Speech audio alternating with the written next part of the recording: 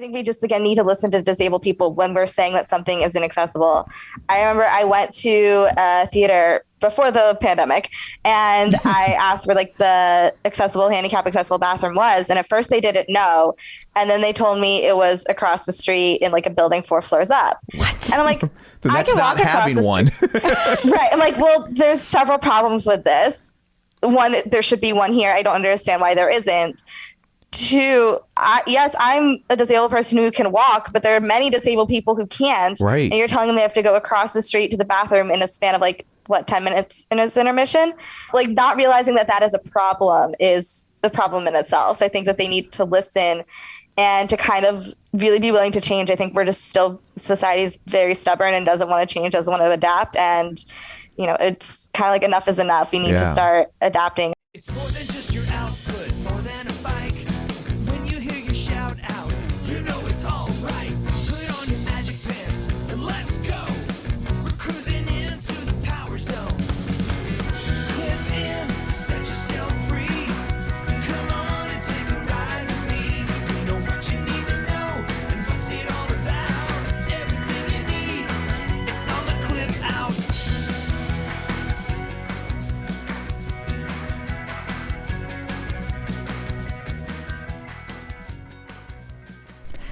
Welcome to the Clip Out Podcast, episode 257. This is Crystal O'Keefe. And this is Tom O'Keefe. Why, hello. Why, hello. We haven't really talked yet. I know. It's another one of those days where we run in and sit right down and start the show. So, yes. Speaking of running, you've been doing a lot of that lately. I have, yeah. I mean, not compared to a lot of people. Well, yes, there are people that run more. I talk to people like all day long that are like, oh, yeah, I'm going to pare my mileage back to 30 miles this week. So my mileage last week was like 9 miles.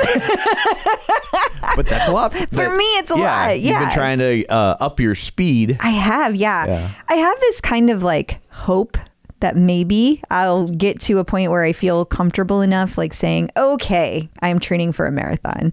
I haven't quite pulled the trigger on that. But I am working on improving my speed. So that's been my goal. So I'm kind of like in this place where I go back and forth between a strength workout and then doing a run. And so I have my speed day and I have my mid run, like my mid distance run day. And then I have like my long run day. So that's what I'm working on right now. Gotcha. And you've been getting faster already. I have. Yeah. I was like about at 15 minute miles and already gotten to 14-minute miles. Hey, you're moving the ball forward. I am. It's crazy how much I have to really push myself to be able to get faster. It's such a weird thing because like I feel like I'm going so fast and I'm not. Such a strange thing. And I've ended up taking a lot of Susie Chan classes, which I have to recommend to people. If you haven't gotten a chance to take classes with Susie, you need to do that. She's so fun. She's so accessible. And she doesn't do a ton of talking. Like she definitely tells a story here and there, but there's like large silences, not uncomfortable silences, but she's not like chattering the entire time, which sometimes people don't like that. So I just want to make sure people know. Plus her playlists are so good. She did an 80s class I took the other day and the last class was Paradise City by Guns N' Roses. And like, that is such a great class to run to because you can, the rhythm, like, and she did a progressive speed throughout the class. So like every time the chorus came on, we increased. It was great. I loved it. Awesome. Yeah. Well, I guess what, pray tell, do you have in store for people this week? Well, John Mills is back. He's going to be joining us. Yes. Yay. We're going to be talking about the earnings call. That's what it's called. Yes. And then we also have this little FitOn announcement that has nothing to do with Peloton. It's kind of a competitor thing, but I'm curious of John's thoughts on that.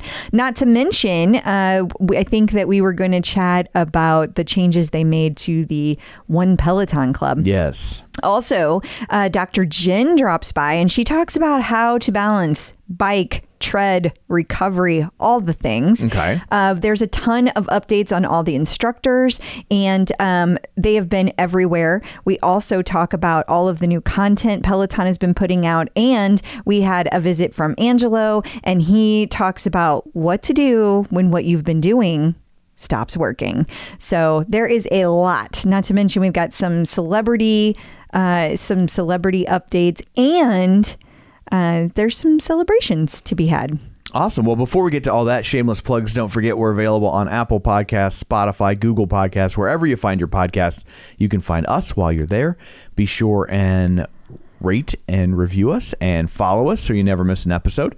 You can also find us on Facebook, facebook.com/theclipout. While you're there, like the page, join the group. Of course, check out our YouTube channel, youtube.com/theclipout, where you can watch these episodes instead of merely listen to them. And finally, don't forget, I know we throw a lot of information at you over the course of an episode, and if we throw a link at you that you want to circle back around to and you can't find it, the best way to find it is sign up for the newsletter at theclipout.com, and you'll get a weekly digest of all the things we've talked about, and you can just click on them right from there. So I feel like I can say weekly. I've been pretty good about it lately. You have. I haven't missed in a while. You've been on a roll, better than my roll, that's for sure. So anyway, there's all that. Let's dig in, shall we? We shall. Run, lift, and live with John Mills. Joining us today via the magic of ZoomTube, it's John Mills. Hey, John, welcome back. Hi. How's it going? It's happening. I gained a little bit of weight. I was eating a lot of stuff. You're traveling. Not a lot. I mean, the camera adds 10 pounds. Are you sure? Are you sure you gained? Maybe it's just the camera. Well, I don't know if I really know. I'm scared to get on the scale to tell me exactly how much. So I know I gained, but I don't really know. Okay, do you have one of those electronic scales that like recognizes the different people in your house? Yes. So yes. like the worst is when you gain so much that it no longer knows who you are. Oh, now I'm really scared. Yeah, it's happened in this house. I'm just saying, it's happened to both of us. It seems to be about 10 pounds. Yeah, 10 pounds is the cutoff. If you gain 10, and yes, it's possible to gain 10 pounds in a week. I just want to let you know it's possible. But here's the deal: it's mostly water weight, so don't stress. In fact, as a Met Pro coach, this is what I tell people, John. Don't even look at the weight until 3 days, until you're back for 3 days. Then we'll deal with whatever's left. So don't even worry about it. Don't worry about it. That's what I'm going to do. Okay. I'm scared anyway. I'm just avoiding that. Well, it is what it is. It's not like it's changing. It's not like it's like bills. Just because you don't open them doesn't mean you don't owe the money. You don't have it. Yeah, like you're still going to owe the money. So. That's right. So I'm just ignoring the scale like it ain't even there. But did you have a nice trip?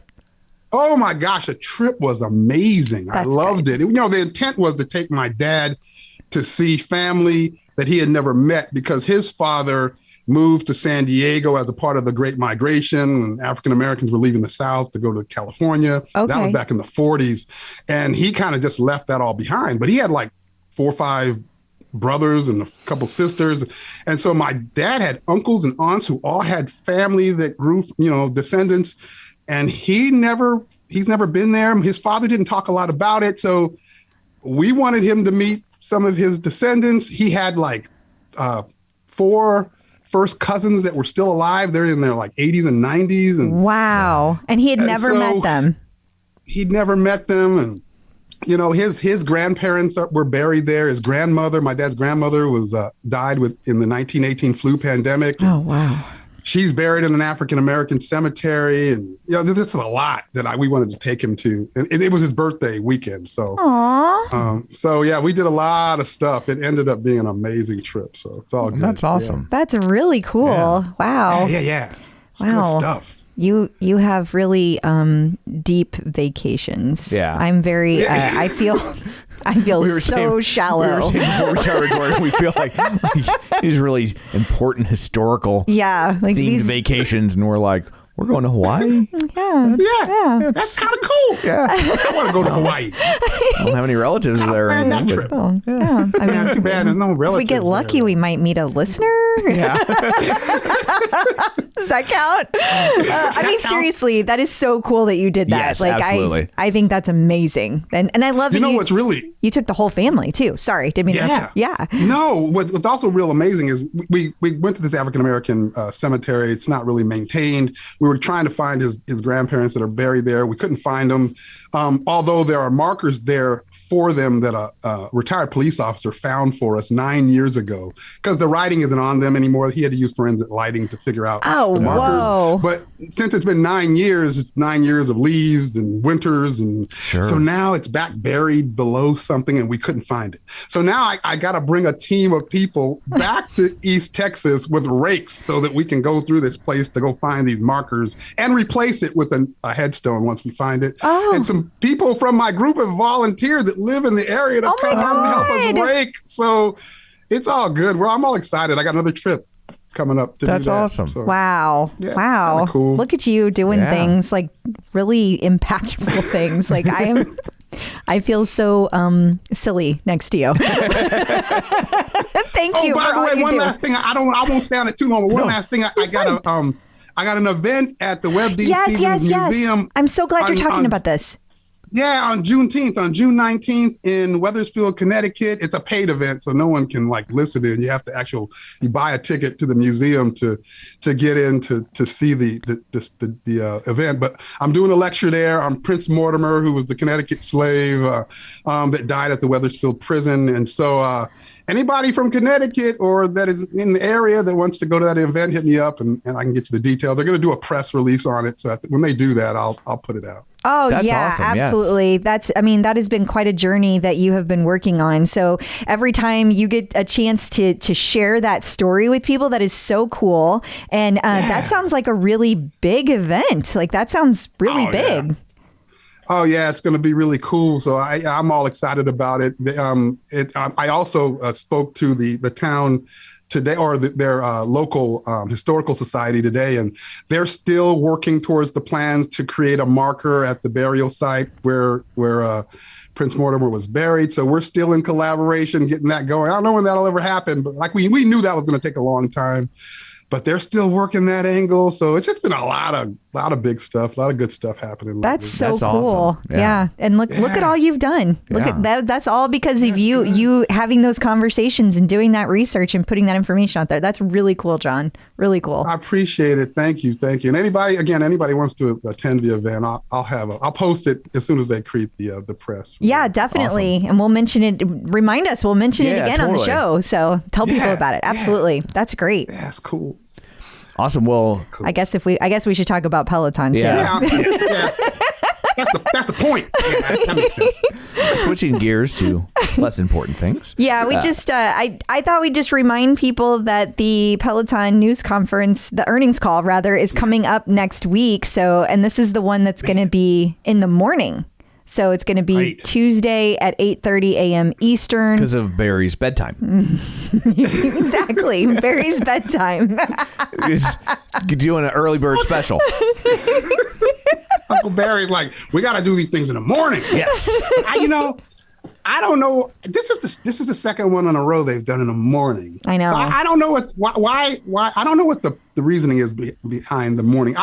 My assumption is, and this might be wrong, that if you think you have good news, then the morning's probably better because it's prior to the market opening, and thus you can affect the price more. But the only thing, but they were doing really great. Why? They were doing really great news ones in the afternoon, though, for a long time. And then That's true. the other thing that I think goes against that is the last time they laid off 2,800 people when they had it in the morning. So I don't. Yeah. I don't think that's happening. I'm not saying that that's happening this time. Just to be clear, a lot of people seem to be under the impression that they're changing it because there is new leadership, that it's Barry, and it's just kind of like a way to distinguish, himself from John. I have no idea. Is it maybe like playing Warped Tour? Like the earlier in the day you go, the less important you are. Like they don't get to headline anymore. Like they got moved up the bill. I'm still of the mind. I think the last earnings call they thought was going to go well. because that was after the layoff of the folks. And now they were announcing big changes. And I think that my thought is still that they thought it was going to go well. Like it was bad news, but the market would react positively to it because you're making adjustments and like, yes, trim the fat. Like that's what we like to see. That's what I think. I think they thought it was going to be like, oh, they're making some good adjustments. Well, that is an interesting theory. I don't know. Because I thought they did it. That's all a guess. Yeah, totally. I guess I had just thought they did it that morning because it was like, well, they had just announced all the, so it was like, just get it over with. Just, rip the Band-Aid off. Yeah, exactly. Rip the Band-Aid off. But I have no idea. Like, you could totally be right. I have absolutely zero opinion on it. I'm just like, it's easier for us because they're going to do it on Tuesday. They'll do it at the beginning of my day before it gets crazy busy. And we'll be able to record. Yeah. So, we'll be able to record. Maybe they Peloton. Did it for us. It probably has something to do with it. I think it does. Yeah. Now that they know that, they'll never do it again. You watch. It's about to change now. Yes. I mean, Thursday at 5 forever. Screw that. They're going to do Fridays. Fridays at 2. At 3 a.m. Just to mess with you. So they've made some changes to the One Peloton program that you want to talk about. Yeah, I did. And I think I had a link about it if you want to share that instead of the thing here. I don't know where that link is. Okay, well, don't worry about it. Okay. It doesn't matter. For anybody listening, basically, they changed a bunch of the pricing. So now this one Peloton club is now like $59 a month. And I was reading about it. Somebody posted in your group. Yeah, I think it was Andrew Singh, and he was saying that that he felt like there was no reason not to join it now because the payoff time was like it was such that it was the exact same difference between the equipment price, and so you might as well just do that. And that's kind of crazy because now you can buy it out within a year. You can only pay $59 a month to rent it, and then and you get a year warranty. So like, why would you not? But why won't they? I don't understand why they won't let people who have ever been a member in the last year be part of it. They don't want you to change from being an existing member paying the full price to renting, and I don't understand that. And it's probably.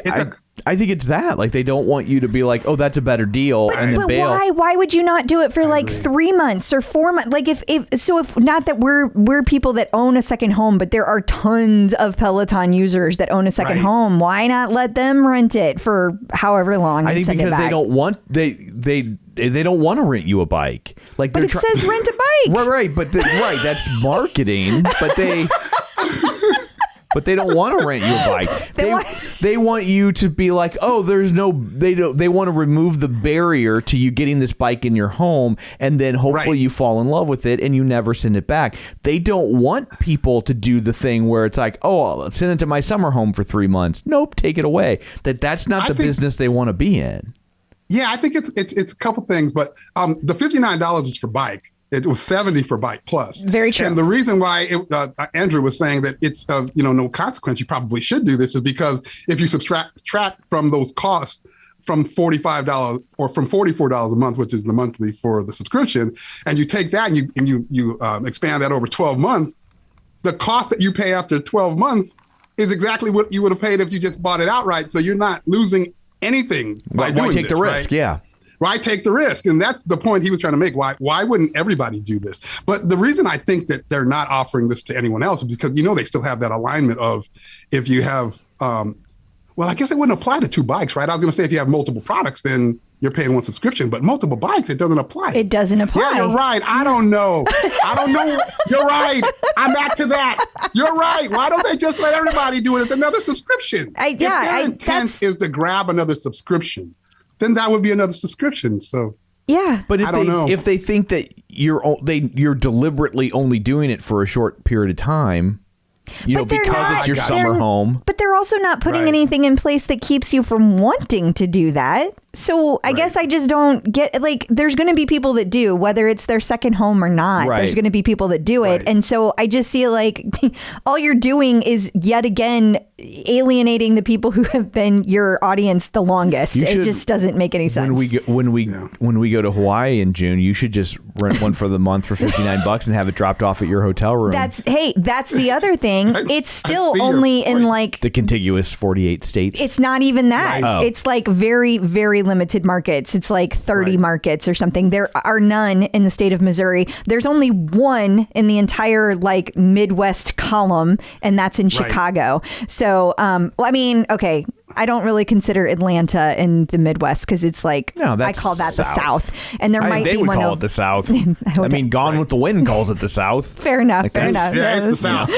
Yeah, Gone with the Wind. It's the South. That's the South. That's the South. Yeah. Oh, that's hilarious. I don't know. You make a good point. I hadn't thought of that, though. You're right. I mean, an existing bike owner might be more likely to go, this is a good idea. I'll take this for a couple of months and send it right back. Yeah. Whereas a new subscriber might be less likely to do that. Maybe that's their thinking. I don't know. Yeah. I mean, it makes sense, but I sure wish I could use that. And I wish they had it in more places. I'd like to try it out. I'd like to understand somebody going through that process and trying it out and how they feel about it. So if anybody out there is doing it, let me know. I'd love to interview you. We'll have a whole conversation about it. Totally. It throws my mind into this thought process of what is this doing to revenue, and what is this doing towards their statement that they were going to be profitable by fiscal 2023. I think they said like what is this all doing? I don't know what it's doing, but I don't think we're going to hit that. Like that feels That's where I'm at. Like, what are they going to be? Well, I can't wait to hear what did they say on this call. I don't know. We're going to get another big push from what is that stupid place that's like Blackwell? Yeah, we're going to get another big push from Blackwell. Get Blackwell's ready gonna to create go another thing. buy Peloton. That's the Blackwell voice? Damn. It's slightly different from the everybody voice. It's a little different. Not quite the everybody voice. Right. Kind of like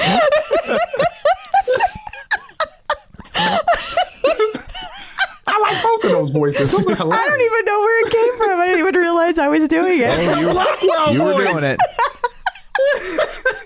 One of the few times Tom is embarrassed of me. Wait, you're embarrassed of me? Oh, no. Of course not, what? honey.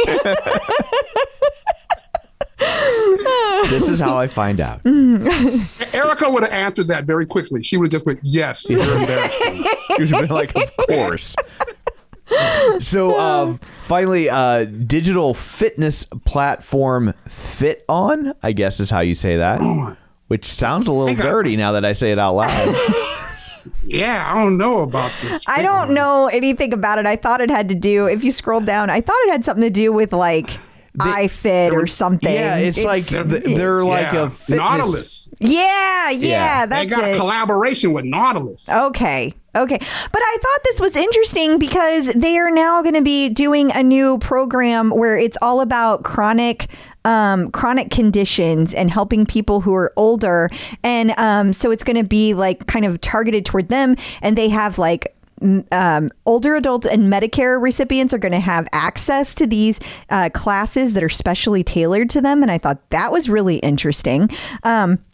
And I thought it was particularly interesting because we all know that like this, like because of the baby boom era, right? There's like billions of people that are in this demographic, and like really no one is targeting them. Like no one. I mean, none of the connected fitness are. So I think that's absolutely fascinating and smart, to be honest. I don't know anything about their product or if it's any good or I don't know anything about it, but I just found that fascinating. Well, you know, you're right. The baby boomers, but you know what I thought when I saw this? I thought these Peloton instructors do a lot of stuff I can't do. Like I'm not all that old, but I thought this might be helpful for me. Like I don't. Well, I mean, is that a bad thing? Is that just my injuries, or are there Xers that like are in this place too, not just boomers? well, I think there's I would absolutely think, yeah. Xers. I was just kind of thinking of people that really haven't joined the technology segment. And so I was thinking of people like my parents who like shun technology. They're not that bad, but like I get you. they don't like any of this stuff. And I thought if there were programs that were like dedicated for them, that would be something that would resonate with them. And I've heard people in the Peloton community say before, like, oh, I'd love to have an instructor that was older that, you know, I felt represented by. And I mean, cycling is something that you can do for years, even if you can't run. You know, there's things you can do, but I also think that like, even Tonal, which is really focused on mobility, they do so many things to help you with your mobility and staying fit. And I genuinely believe that strength training is the biggest way for all of us to stay mobile. I just find it interesting that there aren't a lot of programs that are out there that are targeted toward older adults. I just think it's interesting. I think what's fascinating about this is I heard that FitOn has like over 10 million subs. Now they're like freemium, right? Like free. Gotcha. And then there's the paid. But the fact that they like have this collaboration with Nautilus, and so you can get to this content on the Nautilus equipment, along with this type of content, to me, it's really kind of interesting. To your point, like it's like catering to an older crowd, and it sounds like they're going to have classes that are structured towards solving for certain ailments or certain chronic needs, conditions and things. Chronic conditions. Yeah, I mean, it would seem pretty interesting to me as I was reading it. So yeah, I know that hasn't really been Peloton's thing, but it makes me wonder if maybe that's a route they should look into. I mean, I don't know. They kind of tend to go with like whatever's the coolest, and like, you know, prenatal, postnatal, that's been a big thing for them. And obviously other countries is going to be more of a priority. I have no idea, but I think they should at least consider it. I think it would be worthwhile. Well, especially as their own members age. Right. Like, I mean, it's something to keep them engaged as they mature. Exactly. Right. Yeah. Remember back in the day when FitFab 40s first started up, that was a group. And now it's like so many of the ladies that were in that are now in their 50s. I mean, that's just, that's only one such shift. There's tons of those. Yeah. So yeah, the longer Peloton's around, the more they need to think about that, in my opinion. Totally. I mean, it's why Oldies Radio went from playing Frankie Valli and the Beach Boys to playing Rod Stewart and Elton John, right? They're still targeting the same age demo. They just have to play different music to do it. Yeah. So. And also... Yeah, you make a good point. I mean, when I started with Peloton, I was in my 40s and I felt like I could keep up a little bit better than I can now that I'm in my 50s.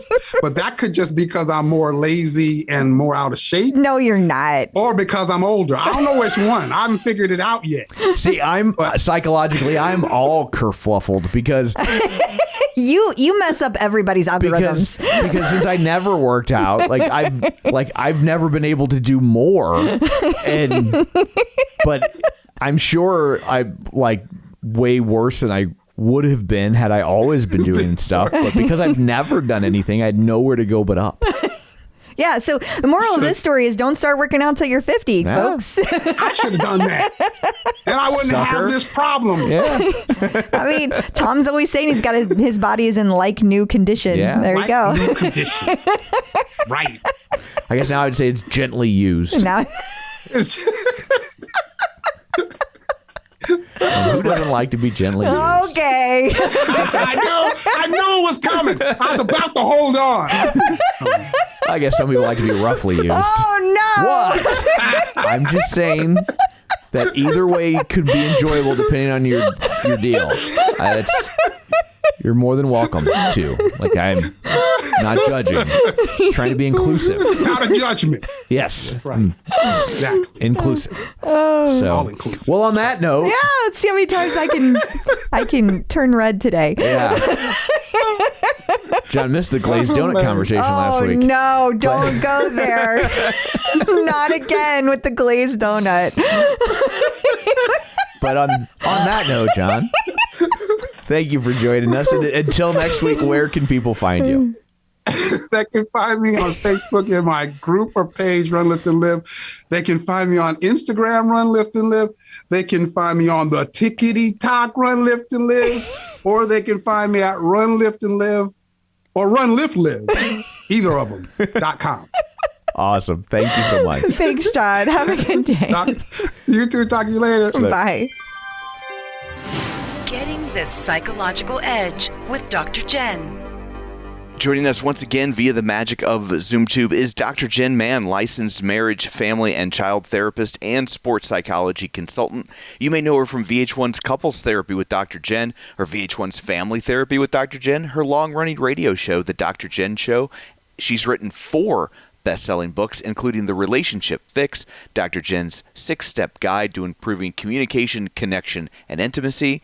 It's Dr. Jen. Hello. Hello. Hi. So thank you for joining us. We have a question from Julie Ann Schindler. She says that she finds it very hard to balance running and spinning. She wants to do it all, but there's not enough time, and her hips need those recovery days. I know you get this one. Oh, yeah. But look, to me, this is probably one of the easiest questions that you have asked. There are a few keys to this. One is don't do both things in the same day. Alternate, which is actually better for injury prevention. Also mentally, it's nice to be able to go back and forth and do something differently. You use your brain very differently for running and for cycling. So I would really determine, I have Monday, Wednesday, Friday are my cycling days. Tuesday, Thursday, and then either Saturday or Sunday are my running days. And then I have a active rest day. So you want to alternate it and you want to have that balance. Then the other thing is, and a lot of people will grunt when I say this, but you've got to stretch. I know from experience, if you don't stretch and you are running and cycling on a day-to-day basis, your muscles will get so tight that you will get injured. And I'm a big fan, as Crystal knows firsthand, of the Hannah Corbin's foam rolling classes. Her glutes class especially, to me, is the key to not being injured. I got injured pretty bad a few years ago.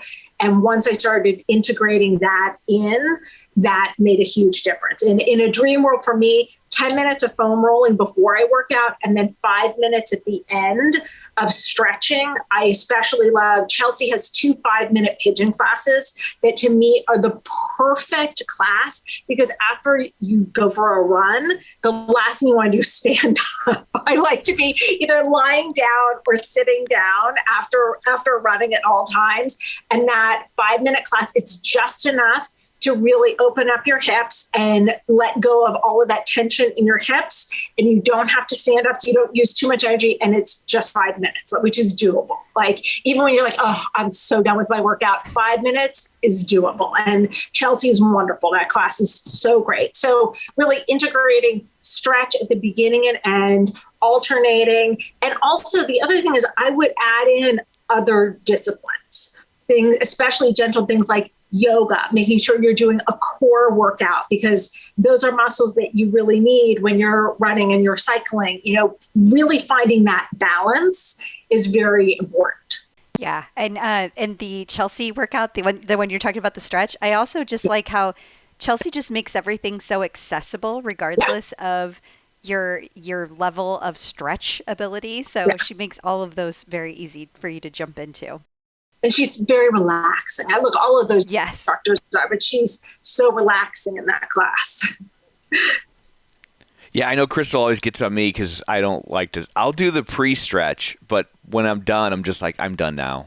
Yeah, look. And I'm always Tom. Stretch. I've been trying to get Eric to stretch for years now, and I have not been successful. Must be a boy thing. I guess girls do it too, so. Yeah. Look, I think we all like to do what we're good at, and we don't like to do what we're not good at and what is harder. And I think that stretching is one of those things. It's not like you be oh, I lifted 100 pounds.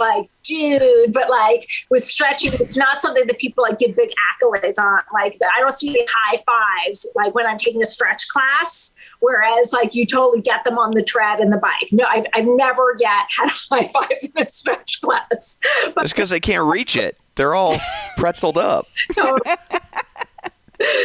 I think in my head, I'm like, just get to the stuff I gotta do. Like I'm not, like it's not like a macho thing. Like this is, I like it's more just like I don't want to be here anyway. So, like If they could somehow do the stretch in the middle, you'd be all about it. yeah, if they snuck it in, like that might work. But I don't know. My parents tried to put peas in my mashed potatoes, and I caught that. That didn't so work. It doesn't work at all. So.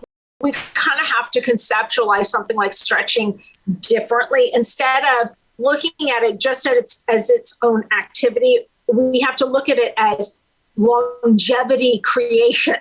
That like it is the key to being able to exercise for decades as opposed to a few years. That like if you're not stretching and you are on your tread and your bike, you've got a limited number of years, I believe, and I'm not an exercise physiologist, but I think you've got a limited number of years where your body is going to let you get away with that. And maybe if you're in your 20s and your 30s, you can do that.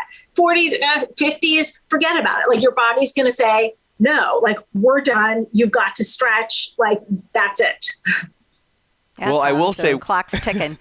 Yeah. Well, I do, like I said, I do the pre-stretches at least, right? Yeah. They're in there a little Which bit. is great. Yeah. Yeah. And I will say that, like, while I don't enjoy stretching, I enjoy crystal stretching immensely. So, I'm sure that is a lot of fun at your house. yeah. Ideally clad. Or nothing at all. Honey, you're hearing her. She's the professional. Yeah. So I don't think Gotta we do should what Dr. second Jen guess. said. Yes. Your son is not in the house at the time. Correct. It's a big house. Yeah. We have doors that lock. But glad to hear it. Yes. Now that everyone is grossed A out. lot of trauma going on at your house. Yes. Okay. Oops. So, yeah. That took a turn. Yes, it did. But, well, thank you so much for the wonderful advice, both pieces of advice. Yeah. And I do mean peace. Yeah. Until next week, where can people find You you? can find me on social media at Dr. Jen Mann, 2 N's on Jen, 2 N's on Mann. And you can also find me in Style Magazine, Hump Day with Dr. Jen, sex and relationship advice, which you got a little taste of here. There's a little sampling. Naked stretching with Peloton. Well, if there's no episode next week, they'll know the advice either went really well or really bad. Exactly. The Clip Out. So I know you were super excited about our Olive and June partnership. I am so excited. I absolutely adore Olive and June. It's the first time I've ever been able to do my nails at home and actually feel good about them. And they don't feel like a 6-year-old painted them because I'm just not good at painting, especially my right hand with my left hand. Yeah, it's something I never thought about because I'm a boy. Not that boys can't do it, but this one doesn't. And but I never thought about that. That like, yeah, if you're right-handed, how do you do your right hand or vice versa? Exactly. And when you get the Olive and June Mani system, it comes with all the tools you need, including my favorite, the little cleanup tool. So you have a little paintbrush, and if you miss something or you get outside the lines, then you have a little cleanup brush that you can get, and it makes a huge world's difference. Not to mention the poppy. The poppy is a little thing that goes on the top of all of your nail polish, so you can hold it in your hand. It's much more ergonomic to be able to paint your nails. It's so much more comfortable. So the whole system, game changer for painting your nails at home. 7 days, no chips. And it's affordable. It is affordable. That's the best part. You can get all this and you don't have to spend like $1 million every time you want to get your own manicure done. Right. And they have a billion different colors. They even have their newest innovation are press-ons. And they have 4 different lengths, 4 different shapes, and 21 unique sizes. It's a huge amount of selection to be able to get just the right nail for you. So your press-ons actually look good, not weird like some of them do. Getting beautiful salon perfect nails at home is now a dream come true with Olive & June. Your new nail life is here. You can visit oliveandjune.com/TCO for 20% off your first Manny system. That's OLIVEANDJUNE.com/TCO for your 20% off your first Manny system. And don't forget, we are having our live Manny Masterclass for the Clip Out members, and you can join that by going to the Clip Out group. And there will also be a link in this week's newsletter. Instructors in the news. Tunde's book is finally released into the wild. It is officially came out on May 3rd, and it is and Michelle K got to interview Tunde ahead of the launch of her book. So she got to talk to Tunde about the power of letting go, which is kind of the theme of the book. Well, it's one of many themes of the book. And so how about that? Yeah, and Tunde was also featured in USA Today.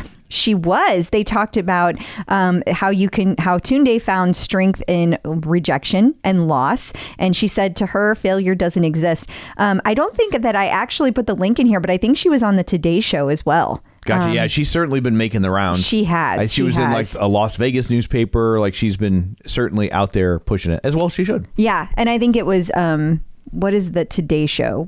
The Good Morning America, not Today Show. Good Morning America is ABC. Okay. The Today Show is NBC. Well, she was on one of them. I don't recall which. Sorry. Very cool for Tunde.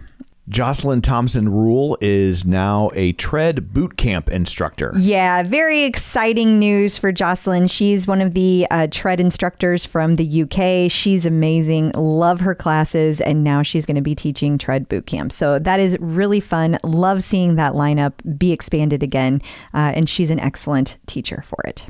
Aditi Shah was featured on the podcast South Asian Trailblazers. She was. And they said that it was their first Trailblazer in fitness that they had interviewed. Oh, interesting. So that is very cool. Yeah. And it just came out on May 3rd as well. They only have 39 episodes. So so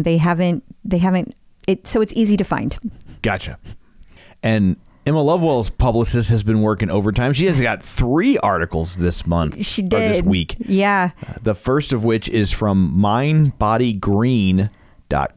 Yes, and it talks about how Emma cleans her workout clothes, how she keeps them fresh and clean. And we've actually covered this topic on the Clip Out. In fact, it was back when we had Tori.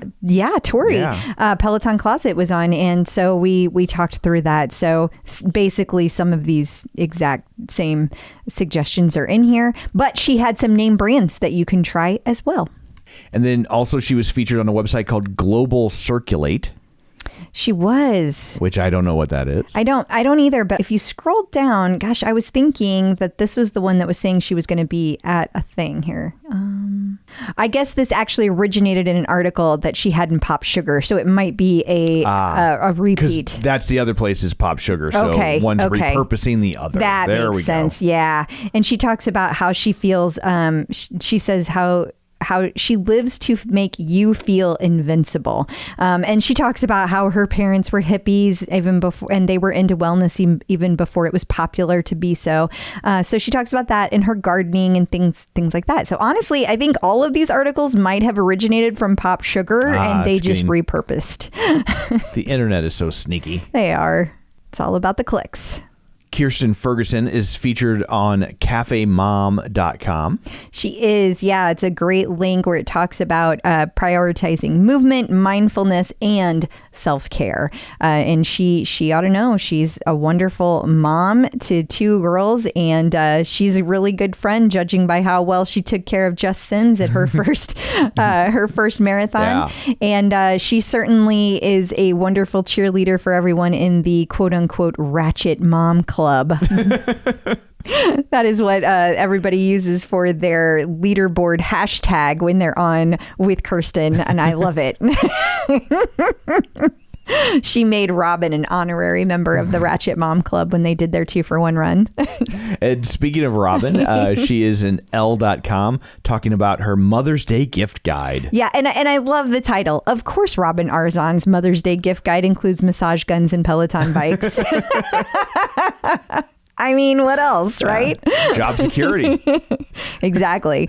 But she also talks about necklaces and fragrances and other things like that. So lots of good ideas in there. If you haven't seen it, definitely check it out. And Cody Rigsby will be joining PFLAG's Parent Day 2022. He will, yeah. He's going to be joining some other people. Matteo Lane. Is it Big Freedia or Big Frida? I think it's Fredia. I think. I'm terrible at yeah. this. George Takai. I know how to say that one because I'm a nerd. Yeah. That's the only one I did know. That's why I took it. Yeah. I'm like, I'm going to say the one I know how to say because I'm a big nerd. Well, if you don't know what that is, it's an event that is for parents of LGBTQ folks, parents, and allies. And so it will be occurring on May 22nd at 2 p.m. Eastern, and it will be on the PFLAG website if you want to check Cody out. Peloton in the news.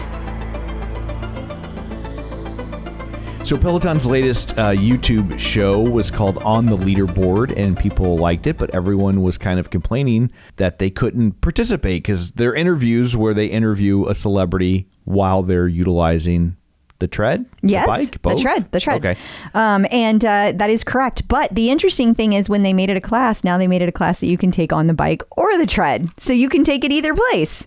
So if it's something that's important to you, I've heard a lot of people saying that they're taking it as like a cool down, either the bike or the tread. Right. And then they watch it because they're about 10 minutes. So they're not super long. Right. And so that way you're taking it, you're able to listen to it, but you're still getting a good workout. That's good usage. So came across something interesting about Lanebreak that someone posted in the OPP. It's been forever since we have used anything from the OPP. I know, right? Like, first off, Heather Dunleavy-Nielsen, you have threaded the needle. You posted something in the OPP that was actually useful and interesting. So hat tip. I didn't read the comments, but hopefully she didn't get roasted. Probably. It's hard not to get roasted. Yes. So the interesting thing is, first of all, let me just say, I actually really love Lanebreak. I think it's a ton of fun. But apparently this is bothering people because your top score for your rides on the Bike Plus is different than the regular bike. Right. You can get more points on a Bike Plus than you can on a bike. Right. And even if your output is identical. And so she goes through and like gives examples about how she did the highest score on Spin-In Records Volume 1, which is 5 minutes. She got 50,080. The same ride on a Bike Plus did everything perfectly. And that time it was 50,200. Literally 120 points higher. But again, the output was exactly the same. So she tried it again with another ride. And the highest score that she was able to get was a 42,675 with the Bike Plus. Again, everything perfectly, 42,795. Again, exactly 120 points higher. And so she's basically just saying, hey, it would be great if Peloton could fix this and make the scoring consistent across all versions of the software. According to what she's read, it sounds like she's saying that her guess is that it has something to do with the software versions because the bike is on NOZ42A, the Bike Plus is on PTY64A. I was thinking that. Yeah. I was pretty sure that this is a PTY64A Oh, yeah, thing. you were that specific. Yeah. Sure. Okay, Yeah. Tom. And also, but I really love the way this woman's brain thinks because she like did that and she was like, all the rides were done at midday on the same day with no updates to the software that day. Like she was so like as careful with it as she could be. Totally. Trying to rule out any other variables. Yeah. Yeah. So I found it super fascinating and just wanted to share. Thank you for sharing something, like you said, Tom, interesting. Yeah. Educational. And different. Yeah. And so you don't have to go hunting through the OPP for that. If you get the newsletter at theclipout.com, there will be a link directly to this post. So you can just click right through and read because it's a pretty lengthy explanation. But I did think it was an interesting take on what exactly is happening. Yep. And true to the OPP, what is lane break? Is the comment. Oh, OPP, you never fail us. You're so crazy. Speaking of lane break, Cnet has a review of Lanebreak. Yeah, and they talk about how they call it a music video game, which I found interesting. Yeah. And they say that it's a really fun way to work out indoors. All these different articles that have been coming out compare it to Dance Dance Revolution. They compare it to Guitar Hero, things like that. I definitely see the Guitar Hero, not so much the Dance Dance Revolution, but it's just nice to hear. They also ask, should you buy it? Probably not. Don't buy Peloton just for lane break. And I do agree with that. Although I have to say, they keep adding stuff. Last week, they added a bunch of rock classes. This week, we're going to hear later about the Red Hot Chili Peppers collaboration, and they added Red Hot Chili Pepper to the lane break classes. And I think they are just tons of fun. They're a really great add-on to any other workout. The Cannes Lions jury list has been released. Now, do you know anything about this? Not a thing. Oh, darn. I was hoping you did. It sounded pop culture-y. I thought you might. I think I don't know. Because I keep thinking like the Cannes Film Festival. Right. So I don't know if this is related to that or not. But yeah, it's officially called the Cannes Lion International Festival of Creativity.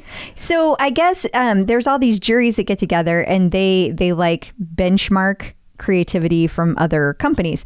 Well, the reason that I mention it, the reason it's here is because Peloton was added to the jury list this year. Yes. That is the whole reason. I don't know what that means. I don't know how exciting that is, but I found it interesting. But it happened. Yeah. And now you know about it. That's what we do here. That's what we do. We explain things even when we don't know what we're explaining. We're not explaining it so much as we're informing. Yes. Here's a thing that occurred. Women's Health magazine has a review of the guide. Yes, they did. And they said they tried it for themselves. And here is the absolute honest truth. That was? They said it was genius. Genius? Yeah, I was surprised at that. I have been seeing so many people post how much they love it and how that tracker keeps them so engaged. And I don't get it. I don't get it. I don't get it. I'm not against it. Don't get me wrong. I even enjoy it. I like it. You're like, oh, this is something I'll do again. But you're not just like, you don't love it the same way like when you got the bike and it was all you could talk about. No. You're not like, Tom, let's get rid of the clip out and start the guide out. No, I'm not. No. But, and they talk through the pros and the cons. And I feel like we've already talked through that. So I'm not going to go through all that again. They didn't really have anything I felt like that was, new to add. I think it's been covered. But yeah, it's just really interesting to me. It either hits or it doesn't. And I think it kind of goes back to what we've already talked about. Like, if you are a person who is new to strength and you're not sure about things, this is a great add-on for you. Yeah, this feels great for you. If you're used to tonal, you're going to maybe find it a little lacking. But most people, frankly, aren't used to tonal. Yeah. And so it'll be fine, or maybe even more than fine. Maybe it's impressive. Yeah. And people are excited that they'll keep adding to it. So we'll see. RelevantMagazine.com writes about the spiritual practice of crying on a Peloton. Yes, apparently they typed in any recommendations for a grief ride, and they were really, really surprised to see all of the different suggestions that people gave, and they were dealing with their grandmother's death, so they were in the process of their own grief. So they were very surprised about that. Goes into a whole religious conversation, their experience. This is very much from their perspective. I'm not going to get into that. But I did think that it was interesting, and I also wanted to bring it up for people that this is the type of thing that they want to hear about, regardless of how you feel about religion or your comfort talking about it. There are a lot of people that talk about that Peloton classes are a spiritual experience for them. Particularly, Allie loves Sunday class that she does. So I just wanted to include it, and you can take that and do with that what you will. The Clip Out. Joining us once again via the magic of a Zoom tube, it's Angelo from MetPro here to answer your carefully crafted nutritional questions. We asked, you answered, or we asked, you asked? I don't know. Something like that. Anyway, it's Angelo. Who's driving, Tom? Yeah. Thanks, Tom. Thanks for having me back, guys. I'm looking forward to it. We're grateful you keep coming back despite our antics. Thank you. So Julie Bergman wrote in, and she says in the past few months that she's gained weight, but she hasn't really changed her nutrition or her workouts. Does that mean that her body just got used to the routine? And if so, what should she change to lose those few extra pounds? Okay, so Julie, you have brought up a topic that, well, it's an important aspect of understanding metabolism. Your metabolism will drift. There will be seasons. Now, of course, we would need more information to properly identify what's taking place, Julie, in your exact scenario. But I will share some overarching trends that we have observed. Sometimes individuals will start a meal plan because they want to lose weight. But at some point along the way, we tend to have this kind of psychological conversation with ourselves. Well, why should I bother either exercising or eating clean or whatever the thing we're trying to talk ourselves into, to, give ourselves a pep talk to stay focused on good habits. So if I'm not losing weight, I could just eat whatever I want and be XYZ weight. The truth is most people don't drift in a stable pattern. Most people drift in an upward pattern. So most people will, if not acted upon, will express at some point a similar sentiment where I haven't really changed my eating, I haven't really changed my exercise, but my weight is drifting up. Your metabolism can do that to you, especially as we get older. It's one of the frustrating things that I myself have experienced. It's a little different in your 40s than it was in your 30s, than it was in your 20s. However, we are not without resources, and it is certainly not a foregone conclusion, and you can easily solve this, Julie. So what you want to do is identify a lever. Decide, are you going to change something with the effort of losing that weight that you're starting to see drift up, or are you going to try and rev your metabolism? Now, we would have to have a little bit deeper dive for me to give a recommendation on whether you should start by revving your metabolism, or if we could easily turn a few dials and just focus on some quick pounds lost. But that's going to come down to your personal leverage. Here are the questions that I would be asking a client in determining that. The first thing I would be asking is, what's your overall intake like? Calories, energy level intake. Is it low, medium, or high? Second thing is, what's your overall carbohydrate intake? Is it low, medium, or high? And the third thing is there any additional exercise we can add, or is there any optimization to your exercise that we can add? So those would be the four things we'd look at. If across the board the answer is low, there's nothing I can add, and there's no optimization to be had, that's a good indication that you shouldn't try and lose weight today. You should focus on speeding your metabolism, and that's going to involve gradually increasing your intake, followed by restriction of your intake. If you find that there's a few levers you can pull, figure out where it's going to be least painful. If you are already low on your calories, don't keep yanking on that lever. It's not going to produce the desired outcome. If you're higher on your calories, that's going to be an easy lever. Some simple swaps where for one carbohydrate or one macronutrient over the course of the day, swap it out for vegetables, or even some low calorie, low glycemic fruits like berries. Something simple like that can have a significant impact on dropping your calories a bit. If you find you don't have a lot of leverage there, but you realize when you're adding up your overall macros that your carbs are still pretty high, well, make a concerted effort. Don't drop your calories, just reduce carbohydrate intake a little bit. But again, if your carbs are already modest, don't yank further on that lever, because here's what's going to happen. You're going to yank further on a lever that you don't really have, and your body's just going to become more sensitive. You're going to end up losing half a pound, and then because your body's more sensitive, the next off event, weekend, get away, you're going to gain 2 back, and the math isn't going to work in your favor.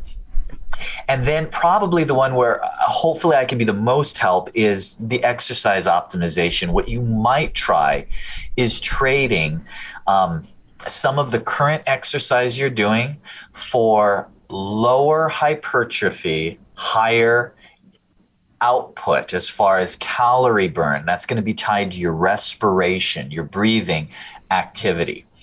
And this is one of those nuanced things, Julie, that I can't answer without a conversation. But one of the things that we see is when somebody's participating in resistance work or type 2 muscle fiber training, they get a little bit of drift upward in their body weight because they're adding lean mass gradually over time. And sometimes I will see that with a lot of HIIT training or a lot of high resistance sprint pedaling, because that will elicit a good muscular response in the lower body. So if that is one of your favorite methods of training, what you might do is continue with that HIIT training style, just increase the RPMs and decrease the resistance slightly, and you may still get a very good calorie burn without the corresponding lower body muscle growth. Those are some of those little nuance. But for all I know, you may not be doing any of those things, and it could be a totally different conversation. But if you know your levers, you'll have a starting place to make an intelligent decision about next steps. And feel free, Julie, if you want to reach out and have a deeper dive conversation, I'd be more than happy to visit with you about it. That is very nice of you. Absolutely. Well, if other people would like that sort of advice, where can they find you? Find us metpro.co/TCO. Wonderful. Thank you. Peloton celebrity sightings. So Shape.com had an interview with Jennifer Garner where she demonstrated how to do 3 easy stretches, but it also was kind of based around an Instagram post she did with Dr. Chelsea Jackson Roberts. Yeah. So you probably remember that Jennifer Garner and Chelsea Jackson Roberts do Instagram posts together a lot. Yeah. And I guess in a recent one, they were doing stretches. They were showing how to do these stretches. And so that got turned into the Shape article. So that's pretty cool. Yeah. How fun. Peloton artist collaboration. The latest artist series features the Red Hot Chili Peppers. It does. It's part of the Rock 22 Challenge. So all of the classes will be included in the Rock 22 Challenge. And just for a reminder, only one of those Rock 22 classes per day counts, regardless of how many you take. But there are like 18 different classes for this Red Hot Chili Peppers collaboration. Like there were tons. It was all of the different kinds of classes. So there was a run and there was a bike ride and there was strength. So yoga, it's across the board. Gotcha. So enjoy blood sugar sweat magic. Exactly. Yeah. Blood sugar sweat magic pants. There you go. Well, Peloton Boutique come out with a special limited edition sock. It does not appear so. Okay. Yeah. You don't get that at all, do you? No. Okay. I was just going with it. The people that know the Chili Peppers know of what I speak. Okay. In case you missed it. It's kind of our weekly roundup of just kind of the hodgepodge of Peloton, things that we don't know how to file, or at least things I don't know how to file. I was going to say, it's more of a you. Okay. Well, you tasked me with it, so this is what you get. Okay. That's fine. I'm not upset. I call it in case you missed it. I could have called it like, fuck, I don't know. Would that have been better? Anyway, to me, this is a celebration. Absolutely. This is really cool. It wasn't a commentary on this particular story. No, I'm surprised you didn't throw it under like the birthday sweep where you used to do that all the time when we did anniversaries. But yeah, there were no other birthdays this week, so it just seemed... Oh, okay. Well, that's fair. Yeah. Yeah. Well, anyway... Rebecca Kennedy posted that it has officially been 4 years since Peloton launched the tread. So it seems like just yesterday you were bitching about how you didn't have yours yet. It honestly does. Where does the time go? And she was originally hired in July of 2017, and her first task was to hire instructors. And so she hired Maddie, Olivia, and Andy right out of the gate. I mean, how crazy is that? Yeah. But congrats to the team, and it has been a wild ride. I so remember that first homecoming when all the tread instructors were out there, and they didn't. And no one was talking to them. No one was talking to them. Yeah. And you hung out with the tread instructors for so long because you were like, well, no one else is talking to them. It's like, yeah. I'll hang here with you. I remember being like, oh, this will be different next year. Yes. And it was. It was like that time I saw Counting Crows open for Cracker. Exactly like that. There's a new class program to help you prepare for a 5K. Yeah, and this one is all about your speed, like preparing for the getting your best 5K time. Gotcha. So it's the first couple weeks you start with a walk run, then you get into your long distance run classes, and then you have a recovery week. Weeks 3 to 4, the schedule stays pretty much the same, but the distance and the duration how difficult it is gets a little bit harder. But really fun. They added Bex Gentry, John Hosking, Susie Chan, and Marcel Dinkins all are part of this one. And somebody had asked, how is this different from the original 5 weeks? And I think that one was more designed just to kind of get you started. This one is kind of, think of it as adding speed, adding a little more power to your 5K. Helping you level up. Exactly. They have a guide for the guide for you. Well, no, that's not what this really is. That's what it says. Well, it's if you read my note, it says live classes started on the guide today. That's what this was really about. And it's called the Strength Roll Call. Those classes are every day, 5 days a week at 7:30 a.m. Eastern. Lots of people complaining about how that's 4:30 a.m. on the West Coast. I know, but like none of the classes ever work for me either, so it really doesn't matter. But at any rate, it's cool that we are finally seeing the live classes, and you are able to see all the different heavy lifting programs. So that's what this class is for, and lots of people counted themselves in. So far, success. And then finally, Peloton is celebrating Asian Pacific Islander Heritage Month. They are, and I guess we're not getting clothing line for this, as I mentioned a couple weeks ago. Yeah. That was included in the Mother's Day package instead. Yeah, that was an interesting pivot. Interesting indeed, Barry. So there are tons of classes that they are doing for Asian Pacific Islander Heritage Month, though, and I am very glad that they stuck with that. You will be able to take classes, a whole bunch of classes on your bike and tread all month long. So enjoy. So more content that Peloton released this week. They talked about, they released Strong as a Mother classes. And so there's 13 different classes. It's a collection celebrating Mother's Day, prenatal classes, postnatal classes. There was yoga, there was prenatal yoga, all kinds of things. It was very interesting to see the variety of classes. Also on this subject, Anna Greenberg did an IG story, and she talked about that people had been asking her how to hide their prenatal classes so that people didn't know they were pregnant before they were ready to share that they were pregnant. I never thought about that. It makes a lot of sense. It does.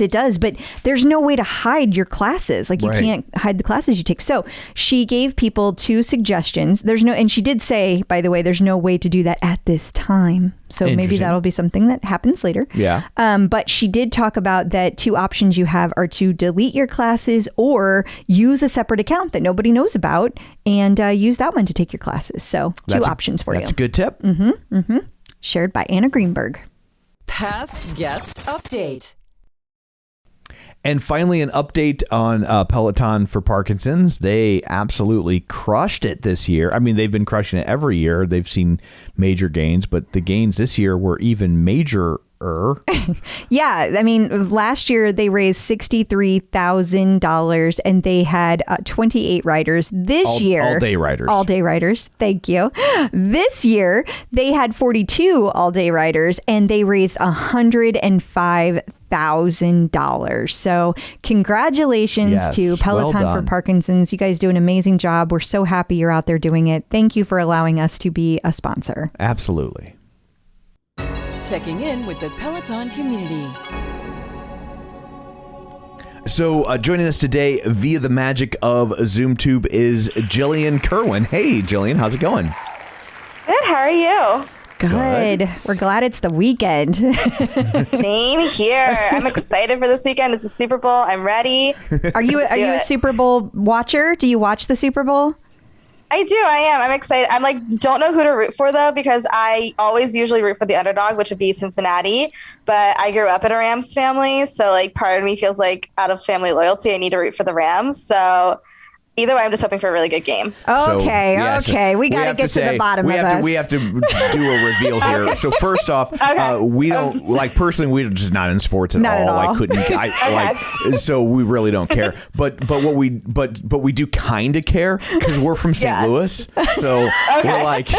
Fuck the Rams. Yeah, so when you say you're rooting for the Rams, is this the LA Rams? Are you voting for the LA, like you're rooting for the LA Rams? Like you've become a fan since they came back to LA, or like you were a fan before? I mean, so my dad was a born and raised Rams fan, and that was when they were in LA, and he stayed loyal to them when they moved to St. Louis. So when I grew up, they were we were loyal to St. Louis. So now that they're back to he was okay with it, so I kind of feel like it's just the Rams. But I see where the dilemma is. It was handled very shadily. The whole city's a little salty over it. I agree. Yeah, and I don't blame you guys. I don't blame you guys at all for that. Yeah, it's like we may not follow sports, but we're salty. Yes.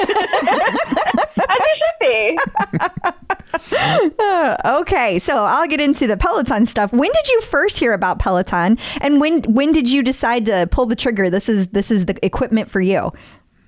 I've heard about it. I remember seeing the famous ad that came out right before the pandemic, I think like everybody else. And then really was obviously, I was one of the people who during 2020 needed some way to work out. I like to bike outside, but I was quarantining in South Jersey and it's really, really cold. So I still wanted to find other ways to work out. And I liked lifting weights and everything. And I asked around and said, can you do Peloton without having the bike or the tread? And the overwhelming response was yes. Mm-hmm. So I signed up, I think they were offering like a 3-month thing in the pandemic, signed up, and I was like, I'm sticking with this. Yeah. So I started with only just doing strength and did a little bit of the cardio, like on the floor classes. And then I would do some of the outdoor, once it started to get nicer weather out. And then I did that for about a year.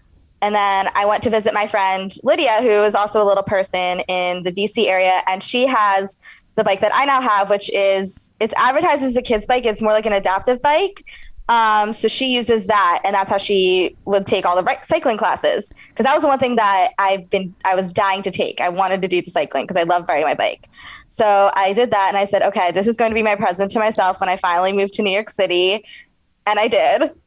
So I've been riding since, I guess, March of 2021, and I'm obsessed with it. I love it. Okay, so I first of all love hearing that. I want to know why you decided to move to New York City, especially in the middle of a pandemic. I'm curious about that. Yeah, when everybody's like, for COVID purposes, it's the absolute worst place on earth, and you're like, sign me up. Yeah. I was supposed to move, so I graduated in 2019, and I didn't have a job yet, but I was a couple months away from getting a job in New York City. But at the time when I needed to find a place to live, I didn't. And I had friends from college who were like, we need a 5th roommate. Would you want to be our roommate? And I said, sure. Because again, I wasn't right. I didn't know what I was doing. I'm also like, New York, 5 roommates. I know. 4 roommates, 5 people. I'm also like, that's for the young. Yes. I was like, this is I could afford this. I knew it was only an hour by commute. I didn't have a job yet. So I was like, okay, let's do this for a year, figure out where I'm working, and then move to the city. And this was 2019. So 2020 comes around. I'm not going to New York. So I went home with my mom in South Jersey. And then I guess it was around May of 2021 where things started to seem normal-ish. Yeah. And everyone was talking about we're going to go back to the office and everything. I was working at a talent agency at the time. And so our clients are going back to work. And I was just like, you know what, I think it was time. And again, this is when things were kind of normal. That brief window when you're like, well, we've got the vaccine, everything's over. That was like, what, this is 6 like the weeks? new normal. Yeah, it was like 6 weeks in there before everything kind of, started going crazy again. Exactly. So I was like, okay, let's do it. So I moved in May of 2021 and it was great until like the Omicron came and just wiped us all out again. Yeah, it's been the weirdest 2 years ever. And even weirder is that it doesn't feel like the 2 years has existed. Like I still will be like last year, and I'm talking about 2019. Right. And it's not last year anymore. And my brain still cannot catch up with that. It's not all the way. processing. It's not. It's not the processing. weirdest. And also, okay, tell me about this adaptive bike. Now, did you end up... Is this a Peloton bike or a different bike, like a different brand that is specifically adaptable for a kid? Tell me more. I need to understand. It's a different brand. It is not Peloton at all. It is a different brand, and so I think the intent is for it to be designed for kids, but for little people, it obviously works because our average height is like between, I'd say like 3'6" to 4'10" is so like that's our usual height range. So this bike could work for us. So I tried it at her apartment and it was very easy to ride.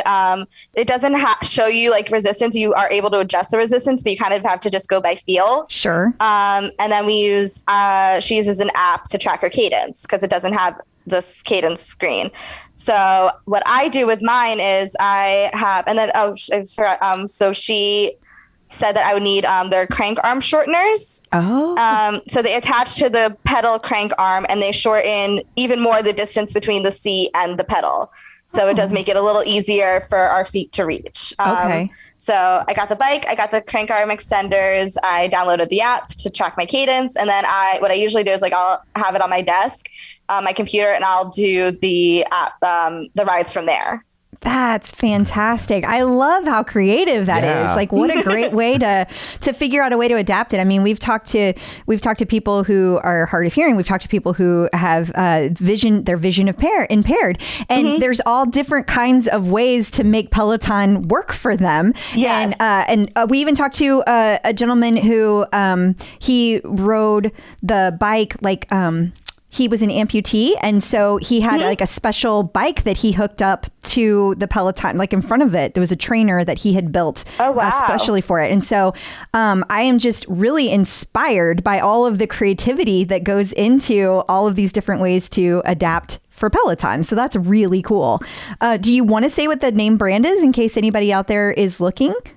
I believe it's the X5. I don't know who the actual company because I found it on Amazon. I can send you the links that way you can share it with everyone. Yeah, totally. Yeah. We can include it in the show notes and the email blast for the week. Yeah, that's great.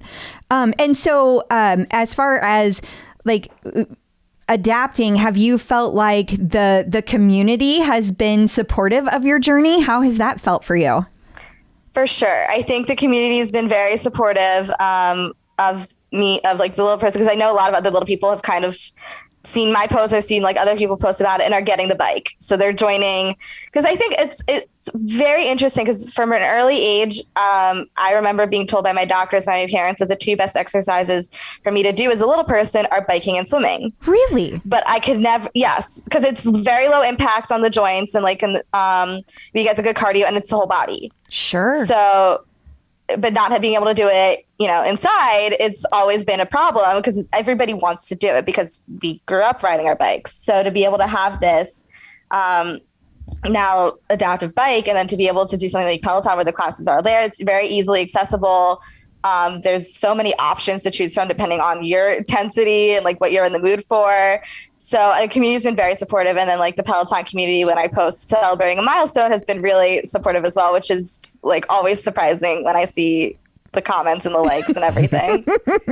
Yeah, we're kind of a supportive bunch. We like to cheer each other on. Yeah, but if you go in the OPP, it can get really ugly. Yeah, so. I've been in there. It's I can't even imagine. I bet it's a much happier place on your Instagram than it is over there. Yeah, for sure. So is a bike like Peloton, like the Peloton bike itself, is it even adaptable for people in your community, or is it just kind of a non-starter? I think it can be. So I have a friend in North Carolina who his friend had a Peloton. And so what they did, they bought the crank arm shorteners and they were able to put it on the bike and he was able to reach the pedals. I think though the distance to the handlebars is still Too far. a problem. I think it was still too far away, but he is able to ride. Like he's on the leaderboard, he's taking classes. So, but like when he showed me that he was able to at least do that adaptation, like blew my mind. So I think it's definitely possible. And I think that there still needs to work to be done, but I think it is possible. I believe it is. That's cool. Yeah. I know there's something that you can buy that like it's a third party thing. It's not through Peloton, but it's a thing that you can buy for the arms. Sorry, I'm not using the right word. The handlebars. That's what I'm trying to say. Yeah. The handlebars. There's a thing that you can do to extend those. But I mean, I feel like I have trouble reaching the handlebars, and I'm 5'6", and so I have the seat pushed all the way forward, and I can't, like, even if it could push forward any further, it wouldn't be good for my knees. You know, I wouldn't have the proper angle, and so, but I kind of always feel like I'm reaching a little much for those handlebars, and I have them up pretty high because of that. It's always kind of a weird angle. So I'm hoping if they ever make another version after the Bike Plus that, you know, they add some more options that you can customize it a bit more. That would be nice. That would be. I agree. Yeah. Is there kind of, I don't know, like a height cutoff to where what is the official height cutoff for the Peloton? I think it's 410. I think the official is 410. And that, I think, and correct me if I'm wrong, you probably know this better than I do. I think that's standard across all exercise indoor bikes, like spin bikes. I would say, I would say that's probably because it feels like it's always just out of reach.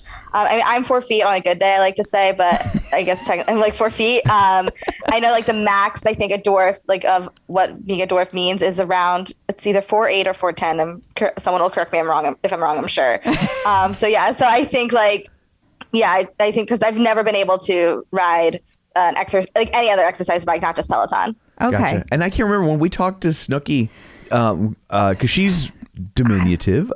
She's 4'8". I can't remember. Did she talk about any? She said that she was just able to write it. Like, I think it's probably she did not say this, but in my opinion, it's probably that it's a little off, you know, like a little uncomfortable, but she's able to ride. Gotcha. But yeah, she's, but I remember there was like a brouhaha last year. Somebody posted in the New York Post. It was a comedian that was 4 foot something. And I don't remember exactly her height, but I remember it was under 4'10", because that's when I realized that spin bikes are all 4'10" is kind of the cutoff for indoor. Right. And she was saying that like she was frustrated Peloton didn't have that ability to be able to go less than 4'10". And it was right around the time we talked to Snooki. And I remember kind of like we asked about that because of it. And she was able to ride the bike just fine. She enjoys riding the bike. So I think it also kind of depends on the proportions, because everybody has different arm length too. So yes. Yeah. Like other people that are 5'6" like me don't have problems reaching the handlebars because I guess just have short arms compared to some people. So it's just a different thing. For sure. Yeah, it's interesting because like dwarves are, at least with my type of dwarfism, like we're inherently disproportionate. Like I have shorter arms and legs supporting an average size torso. So I'd be curious to see like how that, like, cause like why he said like he still couldn't reach the handlebars, even though with the adaptation, he was able to reach the pedals now on a real Peloton. So I think it's like I think there still has to be like figuring out, because again, like no two bodies are the same. Sure. So to try to find a way to like standardize a shorter bike would be an interesting challenge, but I hope one that they rise to at least. I mean, with all the other stuff they're dealing with right now, it might be a little while. There's a lot going on right now. It's been a wild ride. Yes, it has. Yes, it really has. Barry's over there like, I'm going to put that on my backup to-do list. Yeah. Like, start with save the company. Yeah, let's get that under control first. Let's do that first. And so you have a podcast. Tell us about that. Sure. So it is called Always Looking Up, and it is a place where I talk to members of the disabled community, little person community, as well as allies in both communities about what it is like to basically live as a little person, live as a disabled person, or if they're an ally, like kind of how they're involved in the communities. And it's a place for my guests to really share their stories and to have conversations, because so often we feel overlooked or unheard. So this is a place for people to have their stories be told. Yeah, I bet. You know, it's funny.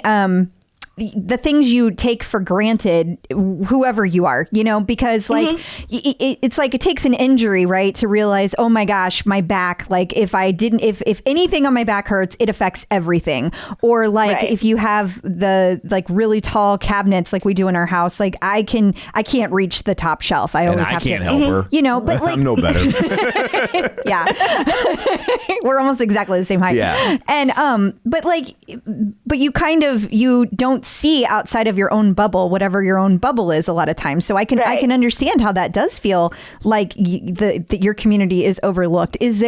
Are there things that are like always an issue that would be kind of like easy things for the community, for the world to solve if we were paying attention? I think there's a lot, to say like a select few, but I think the biggest solution to that is for the world to realize that disability affects everybody. It is the world's largest minority, but it's also the only minority that anyone can join at any time. So when talking about making things accessible, it doesn't make it then inaccessible for people who wouldn't need the modifications. It's just making it more accessible to everyone, and that it's worth the cost. It really is, because again, it could affect everyone. Everyone could use these modifications. It's not just affecting the disabled community, and disability doesn't discriminate.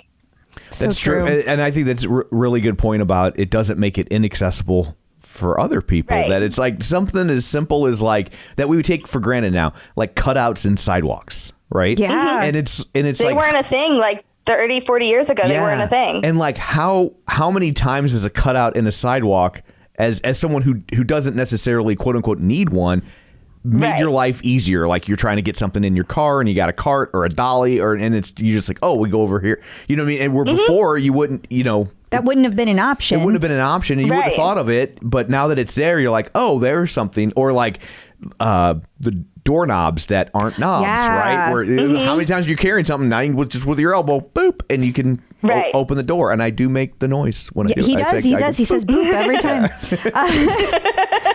Yeah, we once had a babysitter that was born without arms. And so we had never really thought about how inaccessible our doorknobs were until she became our babysitter. And then, it was like, oh my gosh, like just having that ability, because she uses her feet for everything, obviously. Right. And so she would use her feet to open doors, and she would, and it's not having a traditional doorknob, having the kind that's ADA compliant is so much easier for her, and it's like, it's just little things. And you can like still that. open the door. Right. It doesn't change my life. Still open the door. Right. Exactly.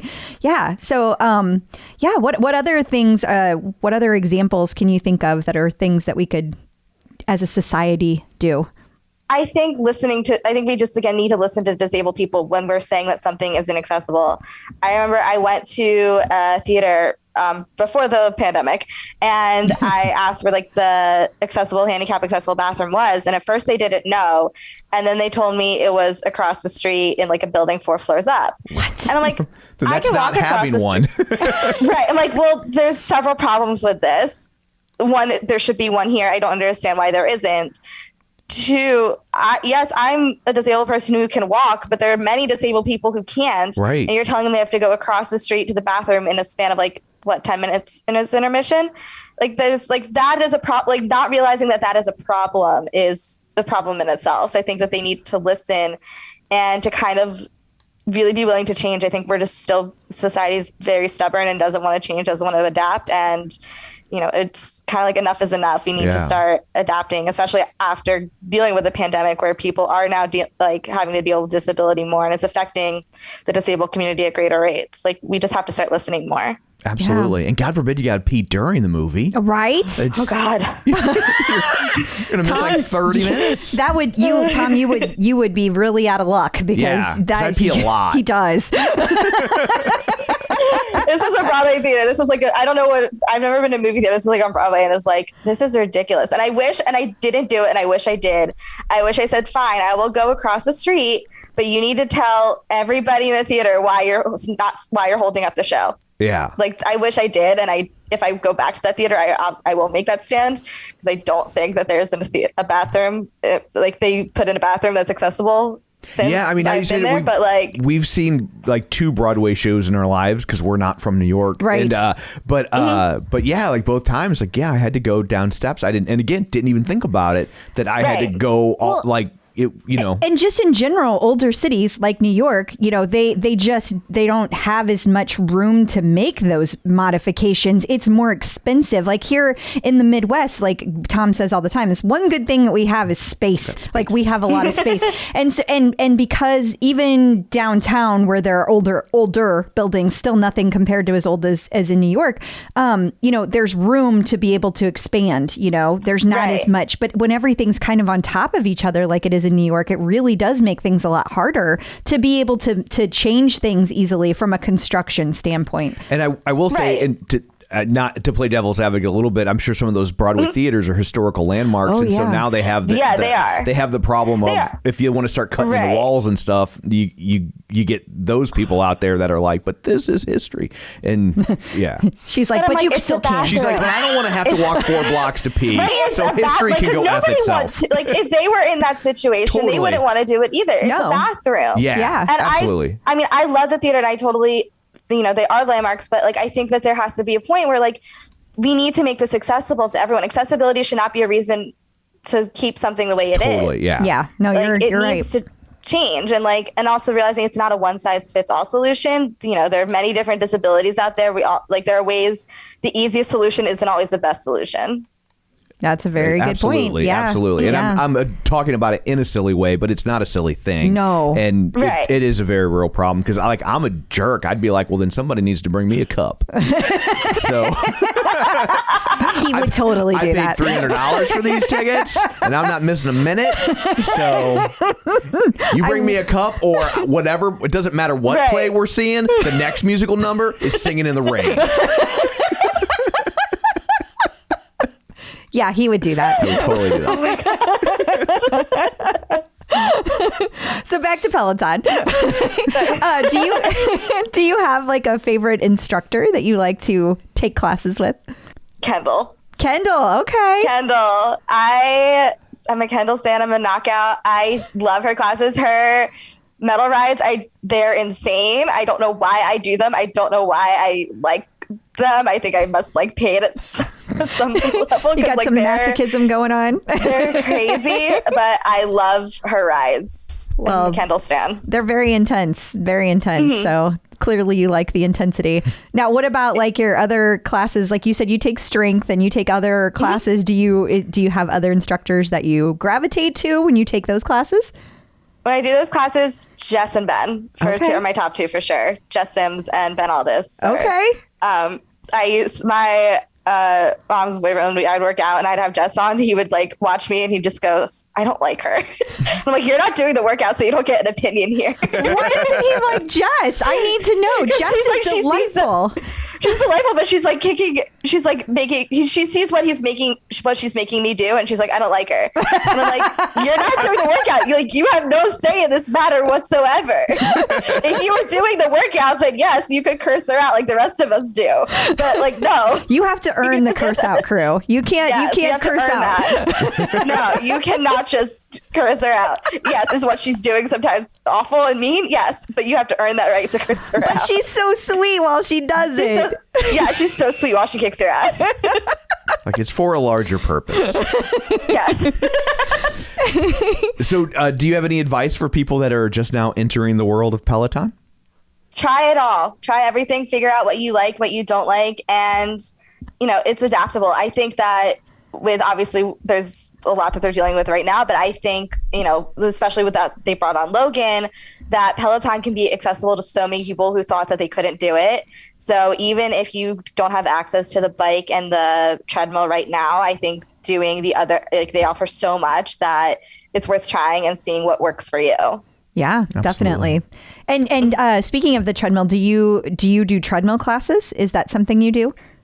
I do when I go to the gym. I don't have a treadmill, so if I need to not ride my bike for a day, I'll go and walk or do one of the walk runs, or I'll do the hikes on the treadmill just to kind of do something a little different. I'm not the biggest running person. Yeah. Peloton got me into running with doing their outdoor, oddly enough, but I'm still not the biggest running fan. I totally get that. I have to say, though, if you like Just Sims, you should take the 2-for-1 Black History Month with Adrian and Just Sims. It was one of my all-time favorite classes because they totally tease each other the whole time. And it's a great soundtrack.